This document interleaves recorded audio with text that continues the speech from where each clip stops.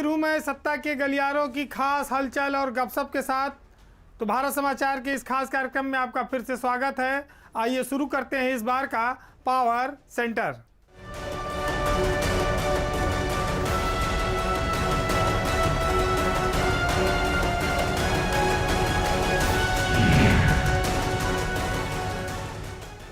UP की police के कई चेहरे हैं। पुलिस सिर्फ गुंडों माफियाओं के खिलाफ ही काम नहीं करती। पुलिस को जो लोग जालिम समझते हैं उसके इतर पुलिस में कई सारे ऐसे चेहरे हैं जो बहुत मानवीय भी हैं। ताज़ा मामला इटावा का जुड़ा हुआ है, जहां के एसएसपी आकाश तोमर को और सीओ चंद्रपाल सिंह को बहुत बधाई और शुभकामनाएं कि उन्होंने पुलिस के इस चेहरे को और चार चांद लगाया है। मामला रक्षाबंधन का है। चंद्रपाल सिंह जो सीओ भरथना हैं, वो बकेवर थाना क्षेत्र में नेशनल हाईवे से गुजर रहे थे और वहीं पर उनको एक लड़की टायर का पंचर जोड़ते हुए दिखी। एक झोपड़ी में पंचर की दुकान थी और उस दुकान को जास्मीन नाम की लड़की चलाती है। रक्षाबंधन का दिन था। सीओ साहब का भी दिल ये बरबस उनके अंदर आया और उन्होंने लड़की से पूछा कि क्यों तुम त्यौहार नहीं मना रही हो। तब तक शायद उन्हें नहीं पता था कि जास्मीन किस धर्म की है, किस जात की है। तो सीओ साहब के पूछने पर वह लड़की रोने लगी और सीओ साहब इतने में सारी बात समझ गए। चंद्रपाल सिंह की जितनी तारीफ की जाए कम है। उन्होंने जो दरिया दिली दिखाई वो उत्तर प्रदेश पुलिस के हजारों लाखों लोगों के लिए एक आदर्श स्थिति है। चंद्रपाल सिंह ने वहीं पर जास्मीन से राखी बंधवाई, आशीर्वाद दिया, आर्थिक मदद की। इतना ही नहीं, उनके ड्राइवर और गनर ने भी जास्मीन से राखी बंधवाई। तो एक पुलिस वाला अगर सामने वाले के हृदय की मन की बात को भांप ले तो शायद निर्दोष तो कोई जेल जाए ही ना। क्योंकि जैसे चंद्रपाल सिंह ने किया, वो सवाल समझकर जब लड़की अंदर चली गई, रोने लगी, तो चंद्रपाल सिंह समझ गए कि इसका कोई भाई नहीं है। और उन्होंने झोपड़ी में यह भी देखा कि वह लड़की पंचर जोड़कर अपने बूढ़े माता पिता का भी जीवन चलाती है, उनके लिए भी दो रोटी का जुगाड़ करती है। माँ बाप बहुत बुजुर्ग हैं, कोई काम नहीं कर सकते। चंद्रपाल सिंह की यह दरिया दिली निश्चित ही इटावा पुलिस के साथ साथ उत्तर प्रदेश पुलिस के लिए भी गौरव का विषय है। और हम उम्मीद करेंगे कि ऐसे ही समाज को जोड़ने वाले अधिकारियों की आज हमें ज़रूरत है। इस भीड़ में जो लोगों को समझ सके, जो लोगों की भावनाओं को समझ सके, ऐसे पुलिस वाले हमारे समाज का भला कर सकते हैं।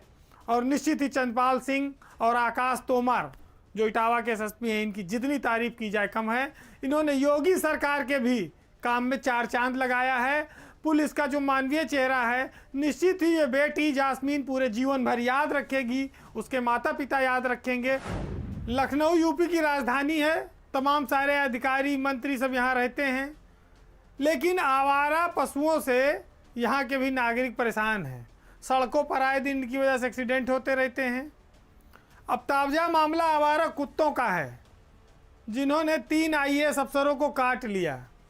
वैसे तो आईएएस अफसर को उंगली दिखाने किसी में हिम्मत नहीं है, लेकिन कुत्ते तो कुत्ते कहाँ मानने वाले। इनको क्या पता कि जिसको काट रहे हैं वो आईएएस अफसर है, वो कितना इनको नुकसान पहुंचा सकता है। मामला बटलर पैलेस कॉलोनी का है, जहां पूरे उत्तर प्रदेश के बहुत सारे आईएएस पीसीएस बड़े बड़े अफसर रहते हैं, प्रमुख सचिव लेवल के जज भी रहते हैं कई सारे। वहां पर इन दिनों आजकल स्ट्रीट डॉग्स जो आवारा कुत्ते हैं उनका आतंक है। और इन आवारा कुत्तों ने 3 आईएएस अधिकारियों योगेश्वर राम मिश्रा, जीसी पांडे और एक और अफसर को काट लिया। अब अफसर जब कुत्ता काट लिया तो इंजेक्शन तो लगवाना पड़ेगा, क्योंकि इलाज उसका वही है। तो अब तीनों अफसर इंजेक्शन लगवा रहे हैं। नगर निगम लखनऊ का, जो लखनऊ को स्मार्ट सिटी बताता है, उसके यहाँ केवल एक बटलर पैलेस में कुत्तों का आतंक नहीं है, शहर के बहुत सारी कॉलोनियों में इन कुत्तों ने आतंक मचा रखा है। अब ये पता नहीं किसको कहाँ पकड़ते हैं, कहाँ उनका बधियाकरण करते हैं, फिर लाके उनको छोड़ देते हैं। कैसे व्यवस्था चल रही है ये समझ में नहीं आता। लेकिन इतना ज़रूर है कि इसी बटलर पैलेस में जहां आईएएस अफसरों को इन कुत्तों ने काटा है, वहीं इन कुत्तों के संरक्षक भी कई सारे हैं, पशु प्रेमी हैं, जो इन कुत्तों को जब नगर निगम पकड़ने आता है तो उनकी गाड़ियों के सामने लेट जाते हैं, महिलाएं हैं लेट जाती हैं, और नगर निगम वाले हाथ खड़ा करके भाग जाते हैं। इन कुत्तों को संरक्षण देने वाले ही किसी आईएएस अधिकारी की पत्नी है, कोई खुद आईएएस अधिकारी है और बड़े बड़े ओहदों पे हैं।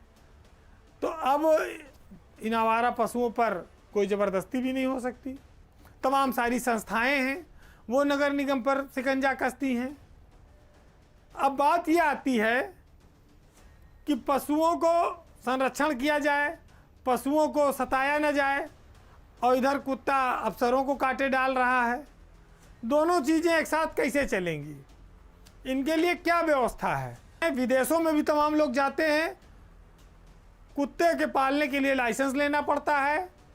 कुत्तों को बाहर टहलाने के लिए अगर वो गंदगी करते हैं तो उसको खुद आपको उठाना पड़ता है।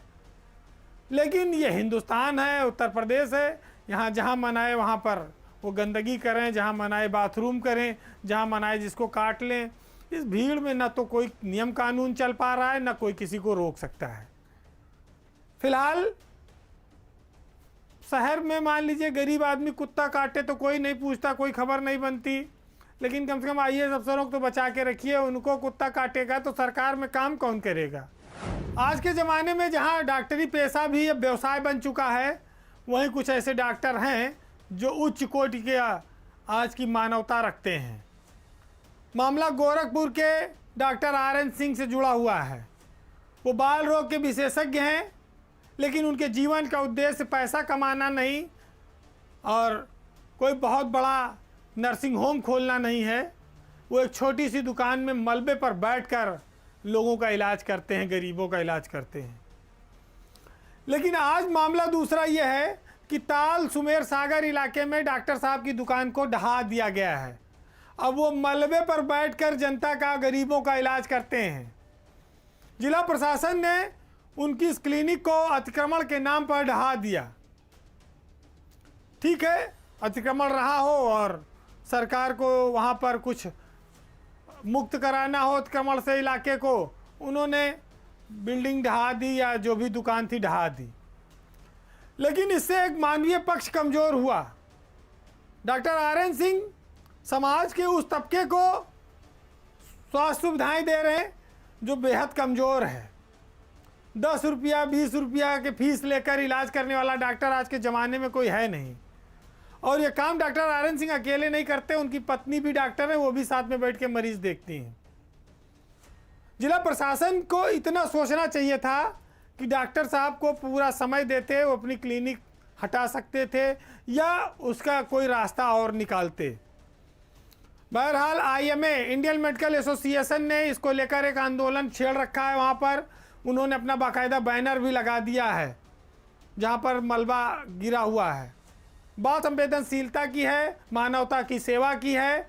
और एक डॉक्टर जब उच्च कोटि का आदर्श प्रस्तुत कर रहा है, उसका पेशा वैसे भी भगवान का कहा जाए, डॉक्टर दूसरा रूप है, उसको जब वो साक्षात रूप से साकार कर रहे हैं RN सिंह, तो ऐसे डॉक्टर के क्लिनिक पर बुलडोजर चलवाना। मुख्यमंत्री का खुद का शहर है गोरखपुर, सुमेर सागर ताल के किनारे। अब वो जो तस्वीरें हैं वो दर्शाती हैं कि हमारे हुक्मरानों को थोड़ा और संवेदनशील होना पड़ेगा। ये देखना पड़ेगा कि सरकार के एक निर्णय से जो समाज है उसको कितना नुकसान हो सकता है या समाज में किस तरह का संदेश जाता है। अगर कोई यहीं पर लुटेरा डॉक्टर होता, कोई खूब बड़ा नर्सिंग होम होता, तो ना तो उसका मकान ढहाना तो छोड़िए, उसका नर्सिंग होम, उसके गेट की एक कुंडी भी नहीं तोड़ सकते थे, क्योंकि उसके पास माल है। जो विभाग आता उस पर वो खर्च कर देता। जो आज के ज़माने में खर्च नहीं कर सकता, सारा नियम कानून उसी पे लागू होता है, क्योंकि भीड़ है, कोई किसी को सुनने वाला नहीं है। बहरहाल RN सिंह के जज्बे को सलाम है, उनकी पत्नी, उनके परिवार और उनकी इस इच्छा शक्ति का सम्मान है।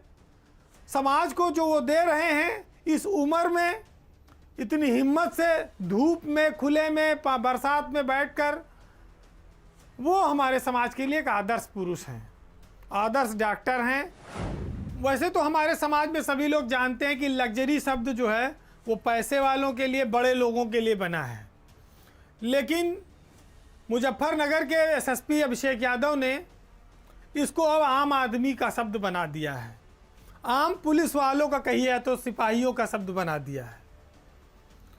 अभिषेक यादव के एक अभिनव प्रयोग ने पूरे उत्तर प्रदेश में पुलिस की एक शानदार तस्वीर प्रस्तुत की है। मुजफ्फरनगर के एसपी ने एक पुलिस कैफ़े की शुरुआत की है, जो हमारे पुलिस के सिपाहियों और दरोगा और जवानों को सेहतमंद और पौष्टिक खाना देगा। 5 स्टार के तरीके से ये कैफ़े बनाया गया है और उसकी इंटीरियर डेकोरेशन भी उसी तरह से किया गया है, और इसमें जंक फूड को बाय बाय यानी कि ना है। यहाँ जंक फूड नहीं मिलेगा, आपको स्वादिष्ट और पौष्टिक भोजन मिलेगा। यहाँ भी बैठकर खा सकते हैं, और अगर ड्यूटी पर कहीं तैनात हैं तो फ़ोन करके ऑर्डर बुक करके वहाँ से मंगा सकते हैं और मनचाहा भोजन कर सकते हैं। अच्छा आइडिया है। निश्चित ही जो लोग कम पैसा पाते हैं, जिनका वेतन कम है, अगर उनको सस्ते दाम पर बढ़िया और अच्छा खाना मिले उन पुलिसकर्मियों को, तो इसमें क्या बुराई है। निश्चित ही ये स्वागत योग्य कदम है, और अभिषेक यादव का ये जो प्रयोग है ये उत्तर प्रदेश पुलिस में और लोकप्रिय होगा। सबसे बड़ी बात यह है कि जब भी कभी आप थाने में जाइए या पुलिस चौकियों में जाइए, तो ना तो पुलिस वालों को टॉयलेट जाने के लिए उनके पास अच्छा व्यवस्था है, ना उनके जहां वो सोते हैं उस बैरिक में कोई व्यवस्था है अच्छी रहने खाने की, और ना ही उनके नौकरी के कोई घंटे निर्धारित हैं। साप्ताहिक छुट्टी भी नहीं मिलती। तो ऐसे में तमाम सारे पुलिस वाले मानसिक अवसाद से, हाइपर टेंशन से और तमाम सारी बीमारियों से ग्रसित हो जाते हैं। पैसा भी इतना वेतन नहीं है कि जितना वो लग्जरी खाना खा सकें या अपने परिवार को उसी में पालें। तो निश्चित ही ये जो काम अभिषेक यादव ने किया है ये काफ़ी सुकून देगा यूपी पुलिस के जवानों को, और ख़ास तौर से मुजफ्फरनगर के जवान सेहतमंद होंगे, अच्छी ड्यूटी करेंगे, पौष्टिक खाना खाएंगे, उनमें उत्साह रहेगा, बीपी, हाइपरटेंशन और तमाम सारे रोगों से वो दूर रहेंगे। तो ये बहुत शानदार काम है यूपी पुलिस का, और निश्चित ही इसके लिए एसएसपी मुजफ्फरनगर अभिषेक यादव बधाई के पात्र हैं। हरिवंश राय बच्चन जी ने लिखा है कि मंदिर मस्जिद बैर कराते, मेल कराती मधुशाला। अब मधुशाला तो सरकार की भी आमदनी का साधन बन गई है, बचे मंदिर मस्जिद। तो मंदिर और मस्जिद के मामले में सारा श्रेय बीजेपी ले रही थी। इसी बीच अब समाजवादी पार्टी ने भी धर्म के नाम पर एक मूर्ति लगाने का ऐलान कर दिया है। अयोध्या में बीजेपी राम की प्रतिमा लगाना चाहती है, तो लखनऊ में समाजवादी परशुराम की प्रतिमा लगाएंगे। अब ये कह रहे हैं कि हम राम से भी ऊंची प्रतिमा लगाएंगे। सबसे बड़ी बात यह है कि जिस दौर में यह राजनीति जा रही है उसमें राम भाजपा के पाले में चले गए हैं, कृष्ण समाजवादी पाले में चले गए हैं, और परशुराम ब्राह्मणों के पाले में चले गए हैं। सबके अपने अपने राम बनते जा रहे हैं। ठीक है, समाजवादी पार्टी को, बसपा को, इनको सबको मूर्ति लगवाने के पहले भी अनुभव रहा है। मायावती ने तो अपनी भी मूर्तियां लगवाई खूब, और समाजवादी पार्टी ने जनेश्वर मिश्रा की भी बहुत बड़ी मूर्ति लखनऊ में लगवा रखी है। अब भगवान परशुराम की मूर्ति लगाने के लिए सुल्तानपुर से समाजवादी पार्टी के विधायक रहे संतोष पांडे ने कमर कसी है। उनका साथ दे रहे हैं पूर्व मंत्री अभिषेक मिश्रा। ये दोनों लोग गुजरात और जयपुर के चक्कर लगा रहे हैं और वहाँ मूर्तिकारों से बात कर रहे हैं कि लखनऊ में मूर्ति लगाएंगे 108 फीट की सबसे ऊंची। अब इस मूर्ति के लिए पैसा कहाँ से आएगा? कह रहे हैं चंदा जुटाएंगे, जैसे बीजेपी जुटा रही है। देखिए, ये जो पूरी सियासत है ये ब्राह्मणों के नाम पर चल रही है। समाजवादी पार्टी को ये लगता है उसके वो उसके एक नेताओं के वर्ग का मानना है कि जब से ये कानपुर का बिकरू कांड हुआ है उसके बाद से ब्राह्मणों को अपने पाले में जोड़ने की एक अच्छा अवसर है। और संतोष पांडे ने ये जो ऐलान किया है मूर्ति लगाने का परशुराम की, निश्चित इससे ब्राह्मणों का कुछ न कुछ उनके अंदर उत्साह आया होगा और इसको लेकर चर्चा शुरू हुई है। लेकिन जिस देश में शिक्षा पिछड़ी हुई हो, जिस देश में गरीबी हो, जिस देश में अस्पतालों का अभाव हो, इलाज न मिल पाता हो, वहाँ मंदिरों पर हजारों हजारों करोड़ रुपए और मूर्तियों पर खर्च करके सिर्फ राजनीति में एक तरह से कहा जाए तो उल्लू बनाने के अलावा क्या चल रहा है। इन मूर्तियों से किसका भला होगा? कोई भी देश ऊंचाई पर तभी पहुंचता है जब उसकी जनता शिक्षित हो, जब उसकी अर्थव्यवस्था मजबूत हो, जब उसकी स्वास्थ्य सेवाएं अच्छी हों। और अगर मूर्ति लग जाएगी हजारों करोड़ खर्चा करके तो शायद उससे ये तीनों चारों चीज़ें आगे आने वाली नहीं हैं। बहरहाल धर्म को कहते हैं कि अफीम है, कुएं में भांग पड़ी हुई है, चाहे जितना घोड़ दो कुछ समझ में नहीं आएगा, सब पी, जो एक बार पी लेगा वो नशे में रहेगा।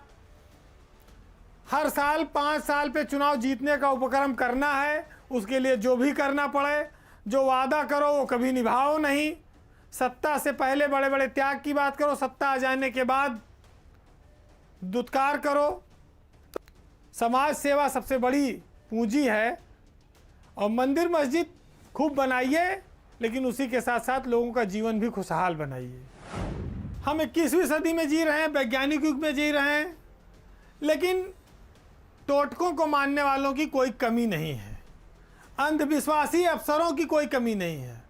ब्यूरोक्रेसी में एक से बढ़कर एक अंधविश्वासी है। कोई दिन के हिसाब से कपड़ा पहनता है तो कोई दिन के हिसाब से दस्तखत करता है, कोई दिन तारीख घड़ी देखकर ऑफिस आता है। तो अलग अलग सबके टुटके हैं, अलग अलग तरीके हैं। अब एक ताज़ा मामला आपके सामने हम लाए हैं, बेहद रोचक और शानदार है। आरईएस के नए डायरेक्टर बने हैं अभी हाल ही में विजेंद्र कुमार। आरईएस मतलब ग्रामीण अभियंत्रण सेवा विभाग। इसके मंत्री हैं ब्रजेश पाठक और प्रमुख सचिव हैं कल्पना अवस्थी। इनके यहाँ एक डायरेक्टर आए हैं अभी 1 जुलाई से, विजेंद्र कुमार। विजेंद्र कुमार अपशकुन को बहुत मानते हैं और इस अपशकुन के नाते वो सप्ताह में 3 दिन फाइलों में दस्तखतें नहीं करते। मंगल, बृहस्पति और शनिवार वो किसी भी फाइल पर कोई दस्तखत नहीं करते। वो मानते हैं कि इससे अपशकुन हो जाएगा। अब डायरेक्टर साहब के इस टोटके की वजह से उनके कार्यालय में फाइलों का अंबार लग गया है। 600-700 फाइलें उनकी मेज पर पड़ी हैं, लेकिन अब काम बिगड़ने का डर है। डायरेक्टर साहब मजबूरी में उतने दस्तखत करते हैं जितना बहुत ज़रूरी हो, शासन से आया हुआ हो या मंत्री का कोई बहुत निर्देश हो। अब आप सोचिए कि ऐसे ऐसे अफसर हैं, ये विभाग को क्या देंगे? निर्माण कार्य का विभाग है और जब ये टोटका पे विश्वास करते हैं और नींबू और मिर्चा काट रहे हैं दिन भर, तो ये सरकारी कामकाज कब करेंगे? बताया जाता है कि विजेंद्र कुमार बड़ी मुश्किल से डायरेक्टर बने हैं। वो हर दिन इस जुगत में लगे रहते हैं कि किसी तरह उनका पद बचा रहे। और इधर मंत्री जी भी पिछले 1 महीने से लगातार क्वारंटाइन थे। बीच में उनके यहाँ कई कर्मचारियों को कोरोना पॉजिटिव हो गया, तो वो फिलहाल अभी भी उनका वैसे ही चल रहा है। जो सरकार के ऊपर वैसे ये है कि काम की प्रगति धीमी है, काम बिगड़ रहा है, तेज काम करे। ये निर्माण कार्य से जुड़ा विभाग है, इंजीनियरिंग का विभाग है और वहाँ के डायरेक्टर पोथी पत्रा खोले बैठे हैं। तो समस्या ये है कि इस देश को नक्षत्रों से और पोथी पत्रा से चलाना है, इस प्रदेश को, सरकार को, कि सरकारी नियम कानून से चलाना है, प्रियॉरिटी से चलाना है, जनता की समस्याओं को देखकर चलाना है। बड़ी विचित्र सी बात है। और अब ये समस्या जब मंत्री ब्रजेश पाठक ठीक होकर आए तो शायद उनके सामने भी जाए, लेकिन तब तक तो फिलहाल तो कितनी फाइलें वहाँ डंप हो जाएंगी, गोदाम बन जाएगा। अब ये देखना होगा। बहरहाल ये रोचक किस्सा है कि आज के ज़माने में भी ऐसे लोग हैं जो मंगल, बृहस्पति और शनिवार को फाइल पे दस्तखत नहीं करते। ये विज्ञान का युग है या आदिम युग है? एक तरफ तो हम मोबाइल चलाते हैं और बड़े बड़े दावे करते हैं चांद पे जाने के और मंगल ग्रह पे पहुंचने के, और यहाँ साहब ज़मीन से उठने को तैयार नहीं है। तो वही हाल है कि नाम बड़े और दर्शन थोड़े। पढ़े लिखे बहुत हैं डायरेक्टर विभाग के, लेकिन ढकोसलों और कहा जाए दकियानूसी बातों से ऊपर नहीं आ सकते। बहरहाल ये टोटके डायरेक्टर साहब का भले कुछ बिगाड़े ना बिगाड़े, लेकिन सरकार का काम बहुत बिगाड़ेंगे, इतना तय है। तो इस बार के पावर सेंटर में बस इतना ही। अब अगली बार आपसे फिर कुछ और रोचक और चटपटी खबरों के साथ मुलाकात होगी। तब तक के लिए नमस्कार।